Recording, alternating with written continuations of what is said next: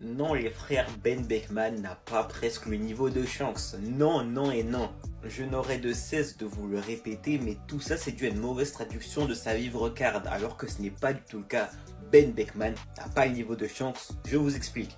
En gros, sa vivre card nous dit qu'il a une présence comparable à celle de son capitaine, à savoir Shanks. Maintenant les frères, qu'est-ce que la présence? En réalité, ça se caractérise par deux choses. Ta présence d'esprit et ton charisme. Le charisme, c'est aussi ta présence, tu vois ce que je veux dire. Mais il n'a pas un niveau comparable à celui de Shanks. Le problème, c'est que dans la vivre card, en fait, on a une énumération de qualité de Beckman, et à la fin, on dit qu'il y a une présence comparable à Shanks.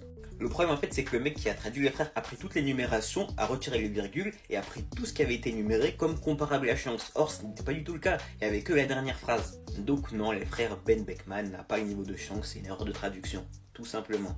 Et même si personnellement je pense qu'il est très puissant, à l'heure où on parle on n'a aucun indicateur vis-à-vis de sa puissance, vis-à-vis de son niveau. On ne sait pas du tout ce qu'il vaut. Il pourrait très bien être le plus faible des secondes Yonko, même s'il pourrait être le plus fort, on n'en sait rien, tout est possible. Mais je pense quand même qu'il est surpuissant.